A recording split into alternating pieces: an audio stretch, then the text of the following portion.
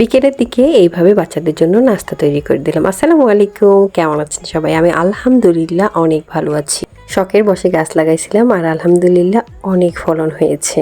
তো সকালের দিকে এগুলোকে পেরে বাজারে দিয়ে পাঠাই। আর বাজার থেকে আসার সময় জায়ান চিকরার বাবা এই সবজিগুলো বাজার থেকে নিয়ে আসে। গাজর দুইটা অনেক সুন্দর আর টাটকা ফ্রেশ।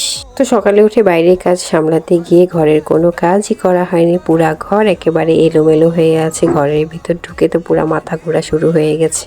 আজকে ভ্যানে করে একজন কাপড় বিক্রি করতে আসে, তো ওনার কাছ থেকে আমি এই চাদরটা কিনেছিলাম। তো ঘর গোছানো শুরু করার আগে বাইরে থেকে ছাগলগুলোর চিল্লানি শুনতে পাই। ওরা রোদে অনেক কষ্ট পাচ্ছিল, তাই ঘর গোছানো বাদ দিয়ে দৌড়ে আগে ওদের কাছে চলে আসি ওদেরকে ছায়ায় দেওয়ার জন্য।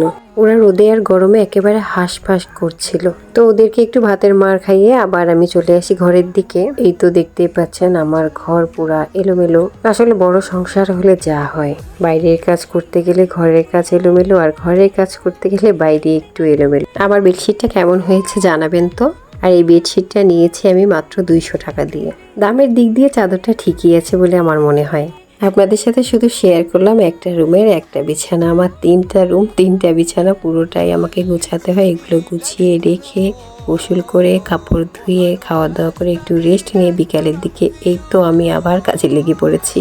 বাচ্চাদের জন্য পাস্তা আর নুডলস রান্না করব, সেগুলো গুছিয়ে নিলাম। এবার হাঁস মুরগিকে খাওয়ার দাওয়ার পাল। সন্ধ্যা হয়ে আসছে, তাই তো ওরা সবাই ঘরের দিকে চলে এসেছে। আর আমিও রাতের জন্য চুলায় ভাত বসিয়ে দিয়েছি। কম বেশি প্রতিদিনই রান্না করে নিই দুপুরের দিকে রাতের সহ। আজকে রান্না করা হয়নি, তাই তো বিকেলের দিকে আবার রান্না করতে চলে আসলাম। আর যারা গ্রামে থাকেন তারা তো জানেনই, সকাল সন্ধ্যা গ্রামের মানুষের অনেক কাজ থাকে। দুপুরের দিকে একটু সময় পাওয়া যায়। কাপড় চোপড় ধুয়ে শুকাইতে দিয়েছিলাম, তো সেগুলাই তুলতে চলে আসলাম। আর কাপড় চোপড় তুলে রেখে উঠান ঝাড় দিতে হবে, কারণ সন্ধ্যাবেলা হাঁস মুরগি বাসায় আসলে উঠান অনেক নোংরা করে ফেলে।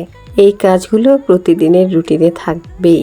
সকালের দিকে যখন পেঁপে তুলি তখন একটা ভুল করে ফেলেছিলাম, আর এখন সেই যন্ত্রণাটা ভোগ করছি। বেশি গরম থাকার কারণে তো ঘাম শরীর থেকে ঝরতেই থাকে। পেঁপে পাড়ার পরে হাত না ধুয়ে সে হাত দিয়ে নাকের নিচে ঠোঁটের উপরে স্পর্শ করেছি, মানে ঘাম মুছেছি। আর সেই জায়গাটা অল্প করে পুড়ে গেছে। সকাল থেকে এখন পর্যন্ত জ্বলতেই আছে। ভাত হয়ে গেছে, সন্ধ্যার জন্য যা সবজি রান্না করব সেটাই কেটে নিচ্ছি। এই বছরে এই প্রথম পাতাকপি নিয়ে এসেছে, তো সেটাই রান্না করব আজকে আমি। জানি না খেতে কেমন লাগবে, প্রথমের দিকে তো এগুলো ভালো করে সিদ্ধই হতে চায় না। তারপরে রান্না করে দেখি, আল্লাহ ভরসা। তো সবাই ভালো থাকবেন, সুস্থ থাকবেন, আমার জন্য দোয়া করবেন। আল্লাহ হাফেজ, আসসালামু আলাইকুম।